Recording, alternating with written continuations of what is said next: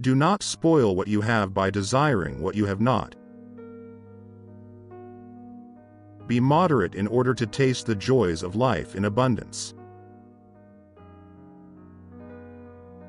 The greater the difficulty, the more the glory in surmounting it. He who is not satisfied with a little is satisfied with nothing. Of all the means to ensure happiness throughout the whole life, by far the most important is the acquisition of friends. All friendship is desirable in itself, though it starts from the need of help. The wealth required by nature is limited and is easy to procure, but the wealth required by vain ideals extends to infinity. He who least needs tomorrow will most gladly greet tomorrow. Death does not concern us, because as long as we exist, death is not here, and when it does come, we no longer exist. If you wish to make Pythocles rich, do not add to his store of money, but subtract from his desires. It is folly for a man to pray to the gods for that which he has the power to obtain by himself. The time when you should most of all withdraw into yourself is when you are forced to be in a crowd. Not what we have but what we enjoy constitutes our abundance. Let no one delay the study of philosophy while young nor weary of it when old. It is not so much our friends' help that helps us as the confident knowledge that they will help us. Misfortune seldom intrudes upon the wise man. His greatest and highest interests are directed by reason throughout the course of life. I have never wished to cater to the crowd, for what I know they do not approve, and what they approve I do not know. Vain is the word of that philosopher which does not heal any suffering of man. The art of living well and the art of dying well are one. If the gods listened to the prayers of men, all humankind would quickly perish, since they constantly pray for many evils to befall one another. The wise man who has become accustomed to necessities knows better how to share with others than how to take from them, so great a treasure of self-sufficiency has he found. He who has peace of mind disturbs neither himself nor another. If a little is not enough for you, nothing is. The noble man is chiefly concerned with wisdom and friendship. Of these, the former is a mortal good, the latter an immortal one. We should look for someone to eat and drink with before looking for something to eat and drink.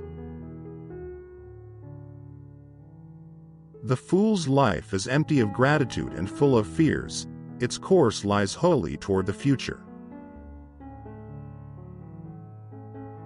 Of all the things which wisdom acquires to produce the blessedness of the complete life, for the greatest is the possession of friendship. We must pursue the things that make for happiness, seeing that when happiness is present, we have everything. But when it is absent, we do everything to possess it.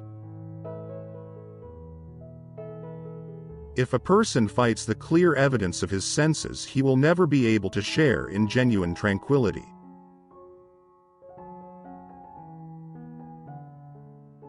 To eat and drink without a friend is to devour like the lion and the wolf.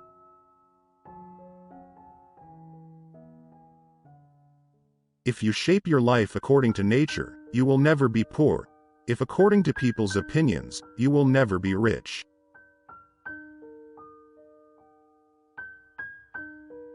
It is better for you to be free of fear lying upon a pallet, than to have a golden couch and a rich table and be full of trouble.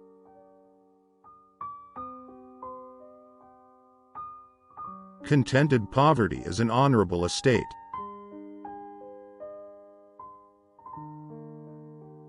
Of all the means which are procured by wisdom to ensure happiness throughout the whole of life, by far the most important is the acquisition of friends.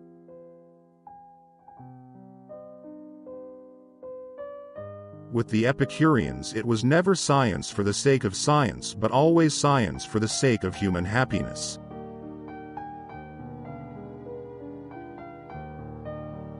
We must free ourselves from the prison of everyday affairs and politics.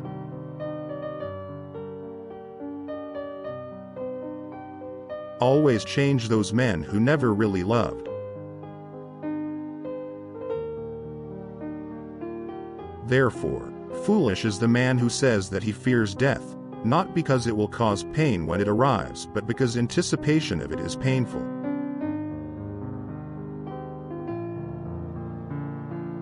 Men inflict injuries from hatred, jealousy, or contempt, but the wise man masters all these passions by means of reason.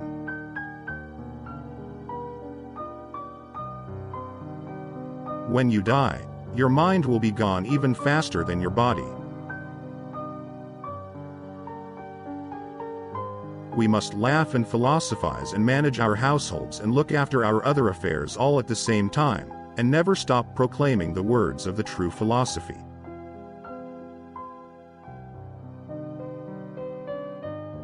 Against other things it is possible to obtain security, but when it comes to death, we human beings all live in an unwalled city.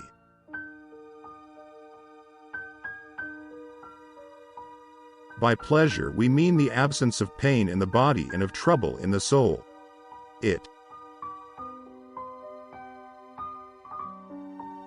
I am grateful to blessed nature, because she made what is necessary easy to acquire and what is hard to acquire unnecessary.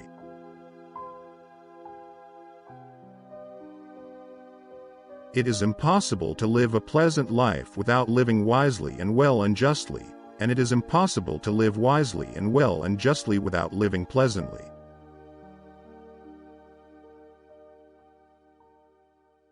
The man who says that all events are necessitated has no ground for criticizing the man who says that not all events are necessitated.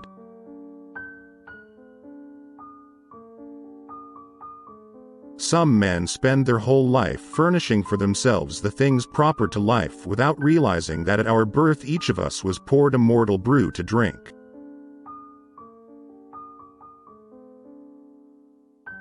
How unhappy are the lives of men! How purblind their hearts! The greatest fruit of self-sufficiency is freedom.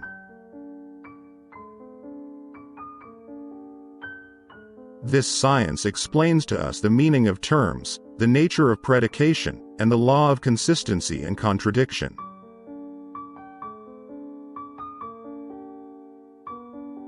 And often we consider pains superior to pleasures when submission to the pains for a long time brings us as a consequence a greater pleasure.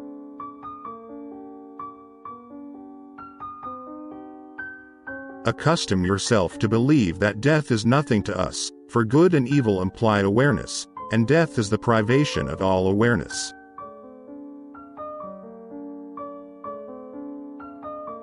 Send me a pot of cheese, so that I may be able to indulge myself whenever I wish.